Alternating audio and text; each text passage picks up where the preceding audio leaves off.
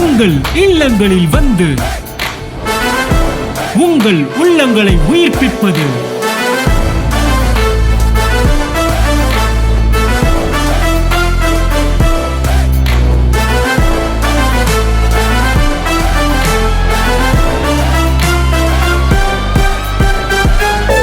உங்கள் channel DJ.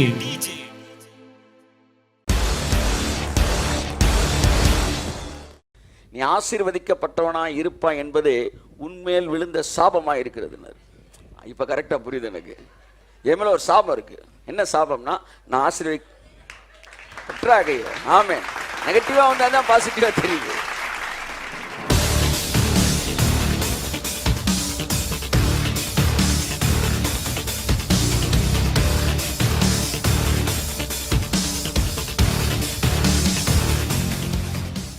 இப்போ நீங்கள் ஐஸ்வர்யத்தை விரும்ப ஆரம்பிச்சிட்டிங்கன்னா என்ன அர்த்தம்னா, உங்களுக்கு கண்ணு திறந்துருச்சுன்னு அர்த்தம்.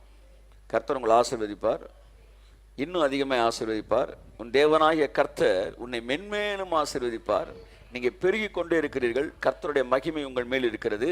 உங்களை ஐஸ்வர்யவான் ஆக்குவதற்கான அத்தனை வேலைகளையும் தேவன் துவக்கி விட்டார்.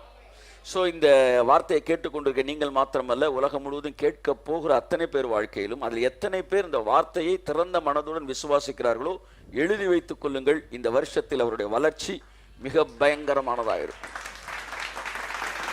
ஆமாம், not just out of my word knowledge and out of my experience I am speaking. என்னைக்கு ஐஸ்வர்யத்தை பேச ஆரம்பிச்சோமோ அன்னைக்கு என்ன செய்யுது? ஆமாம், ஆசீர்வாதம்னா மனுஷனுக்கு அது மேலே ஒரு ஹோப்பே இல்லை. ஆனால் சாபம் சொல்லணும்னு வச்சுக்கோங்களேன், சார் அது பிடிச்சா விடாது சார்ன்றாங்க. சாபம்னா ஏதோ ரொம்ப பச ஓவராக இருக்கிற மாதிரியும், ஐஸ்வர்யம்னா கொஞ்சம் பச ஒட்டாத மாதிரியும் ஒரு மனநிலை கிறிஸ்தவனுக்கு இருக்கு. ஆனால் உண்மை என்னன்னா, சாபத்தை ஒட்டுனா பச 3 தலைமுறையில் உறிஞ்சிரும். ஆனால் ஆசீர்வாதம் ஒட்டுனா தலைமுறை 1000 நாளும் உரியாது. அதான் ஃபேக்ட். ஆமென், ஆமென். என் அன்புக்குரியவர்களே, 1000 தலைமுறைக்கு இறக்கம் பாசிட்டிவ் வந்து எப்பவுமே என்னவா இருக்கு? ரொம்ப ஸ்ட்ராங்கா இருக்கு. அப்படி இல்லாட்டி இப்படி கூட வச்சுக்கிறாங்க. ஒரு நாள் கர்த்தர் என்கிட்ட சொன்னாரு, நீ ஆசீர்வதிக்கப்பட்டவனாய் இருப்பாய் என்பது உன்மேல் விழுந்த சாபமாக இருக்கிறது. இப்போ கரெக்டாக புரியுது எனக்கு. என் மேலே ஒரு சாபம் இருக்கு. என்ன சாபம்னா, நான் ஆசீர்வதிக்க ஆமென். நெகட்டிவாக வந்தால் தான் பாசிட்டிவாக தெரியுது. ஆமென். மக்களுக்கு நெகட்டிவாக வந்து நிறைய படம் இருக்குது. அதனால தான் நிறைய எக்ஸாம்பிள் ஏசினார், நெகட்டிவாக பேசினார். ஒரு நியாயாதிபதி இருந்தான். அவன் கர்த்தருக்கு பயப்படாதவன். எதிர்மறையை பேசி நேர்மறையை புரிய வைக்கிறார். எல்லாம் சொல்லுங்க, என் மேலே ஒரு சாபம் இருக்கு. என் மீது ஒரு சாபம் இருக்கிறது. சொல்லுங்க சொல்லுங்க. அந்த சாபம் என்னவென்றால், நான் வாழ்நாள் எல்லாம் என் தகுதிக்கு மீறி ஆசீர்வதிக்கப்பட்டிருப்பேன். ஆமென். I will be blessed in word standard, not in my standard. இல்லாட்டி என்னுடைய பின்னணி, என் பேக்ரவுண்டு, இதன் அடிப்படையில் அல்ல. நான் வார்த்தையின் அடிப்படையில், வார்த்தையின் அளவிற்கு நான் ஆசீர்வதிக்கப்படுவேன். அதுதான் 2-3 வாரமாக பேசிகிட்டு இருக்கிறோம். உயர்ந்த எண்ணங்கள் உடையவர்களாய் இருங்கள். இந்த உயர்ந்த எண்ணங்கள் உடையவர்களாய் உங்களை அவரே மாற்றுகிறார். நீங்கள் ஏதோ செல்ஃப் மோட்டிவேஷன் ஸ்பீச் மாதிரி நீங்கள் உயர்ந்த எண்ணத்துக்கு வரணும்லாம் கிடையாது. அவரே உங்களை உயர்ந்த எண்ணம் உடையவர்களாய் மாற்றுகிறார். அதற்காக தேவன் வேலைகளை துவங்குகிறார். முதல் கட்ட வேலை, ஆபிரகாமை வெளியே அழைத்து வானத்தை அண்ணாந்து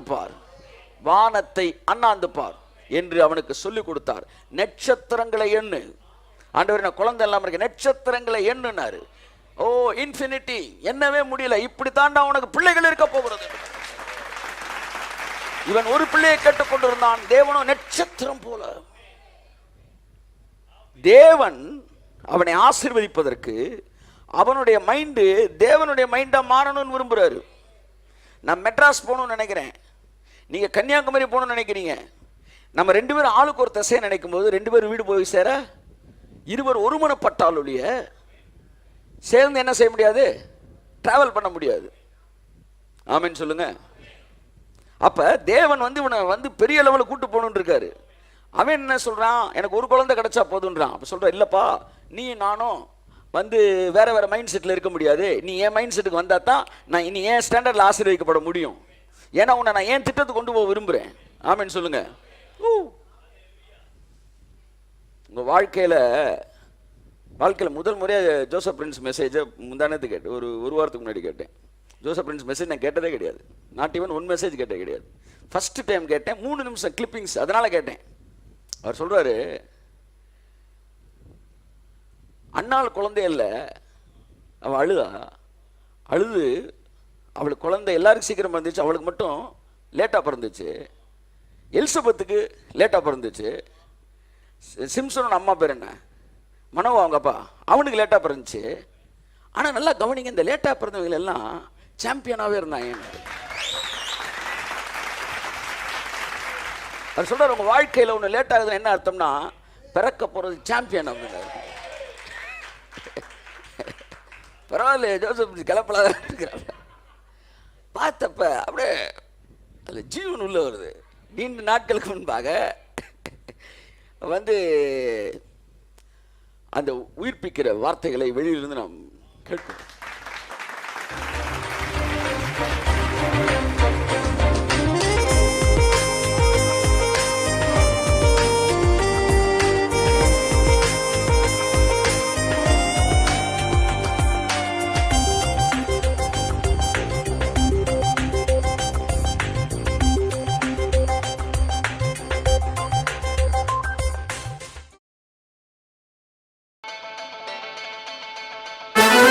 உங்கள் இல்லங்களில் வந்து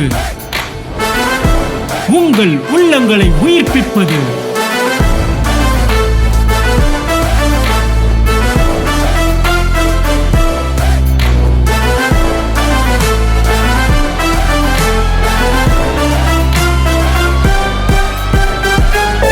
உங்கள் சேனல் டிஜே.